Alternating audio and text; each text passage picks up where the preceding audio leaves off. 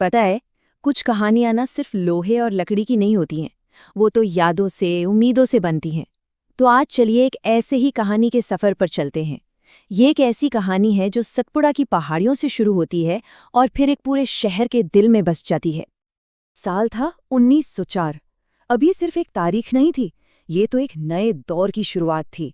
एक ऐसा साल जो छिंदवाड़ा की पूरी कहानी को हमेशा हमेशा के लिए बदलने वाला था। जरा सोचिए, सतपुड़ा की पहाड़ियां हैं, सुबह सुबह की पहली किरणें पेड़ों से छनकर नीचे आ रही हैं, हवा में हल्की सी धुंध है और उसी धुंध के बीच एक बिल्कुल नई आवाज गूंज रही है। लोहे पर हथौड़े की चोट, पटरियों की खनक और माहौल में एक अजीब सा एहसास है कि भाई कुछ बहुत बड़ा होने वाला है।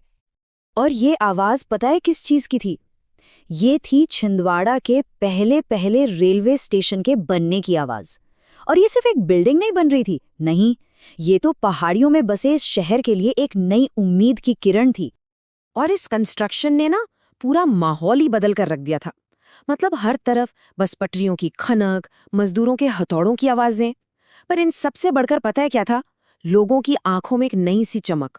वो देख रहे थे कि कैसे लोहे की ये काली सी लाइन उनके आने वाले कल को एक नई दिशा दे रही है। तो इसी सारी हलचल के बीच हमारी कहानी का एक हीरो भी है। नाम है माधव, सिर्फ 10 साल का एक लड़का।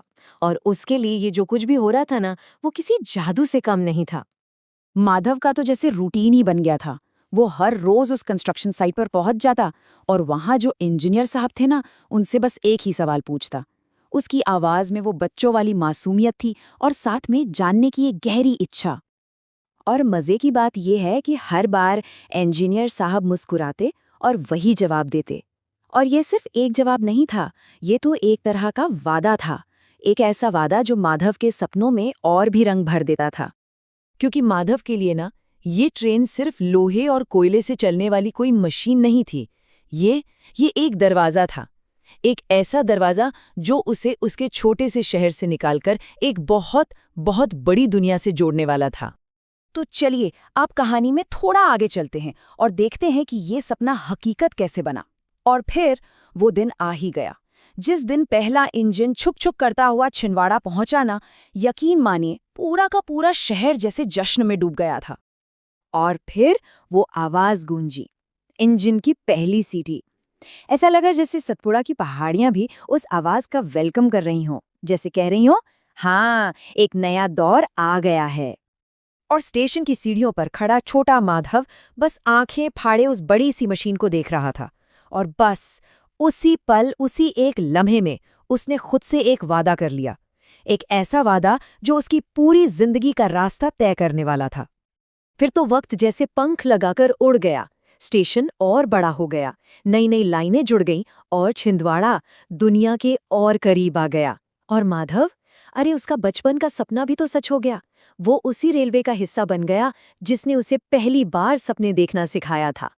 अब कहानी में एक लंबा जंप लेते हैं। कई दशक बीत चुके हैं और अब हम कहानी के एक ऐसे मोड़ पर आ गए हैं जहां बदलाव की हवा तो फिर से चल रही है, पर इस बार इस हवा में थोड़ी उदासी भी घुली हुई है, क्योंकि अब उन पुरानी ट्रेनों को अलविदा कहने का वक्त आ गया था। अब ये बदलाव क्यों हो रहा था? वजह थी टेक्नोलॉजी। वो पुरानी छोटी वाली पटरियां जिन्हें नैरो गेज कहते हैं, उन्होंने दशकों तक अपनी सेवा दी, पर अब उनकी जगह ले रही थी नई चौड़ी पटरियां, यानी कि ब्रॉड गेज। देखिए, ये तरक्की के लिए जरूरी तो था, पर ये एक पूरे युग का अंत भी था। और फिर वो दिन आया जब उस पुराने इंजन ने अपनी आखिरी सीटी बजाई। इस बार की सीटी में कोई जश्न नहीं था, कोई खुशी नहीं थी, बस एक खामोश सी विदाई थी। एक अकेली उदास आवाज जो बता रही थी कि एक पूरा दौर अब खत्म हो चुका है। और उसी प्लेटफॉर्म पर अब एक बुजुर्ग हो चुके माधव खड़े थे, ठीक उसी जगह जहां उन्होंने पहली बार उस ट्रेन को देखा था। उनकी आंखें नम थीं। वो मन ही मन उस मशीन को अलविदा कह रहे थे जिसने सिर्फ उन्हें दुनिया ही नहीं दिखाई थी, बल्कि उनकी पूरी जिंदगी को एक मकसद दिया था। पर कहते हैं ना, हर अंत एक नई शुरुआत लेकर आता है। कुछ साल गुजरे और छिंदवाड़ा का स्टेशन एक बार फिर से रोशन हो गया, इस बार नई चमचमाती चौड़ी गेज की ट्रेनों के साथ। और शहर के लोग एक बात कहते हैं जो इस पूरी कहानी का निचोड़ है। वो कहते हैं रेल बदल गई पर छिंदवाड़ा की कहानी नहीं बदली। बिल्कुल सही बात है। टेक्नोलॉजी बदल सकती है, ट्रेनें बदल सकती हैं, लेकिन जो यादें, जो पहचान एक जगह से जुड़ जाती है ना, वो हमेशा जिंदा रहती है। तो माधव और छिंदवाड़ा की ये कहानी, ये सिर्फ एक ट्रेन या स्टेशन की कहानी नहीं है। ये कहानी है बदलाव की, यादों की और अपनी पहचान की। और ये हमें सोचने पर मजबूर करती है कि क्या हमारी जिंदगी में भी कोई ऐसी जगह है, कोई ऐसी चीज़ है जो अपने अंदर एक पूरी की पूरी कहानी समेटे हुए हो।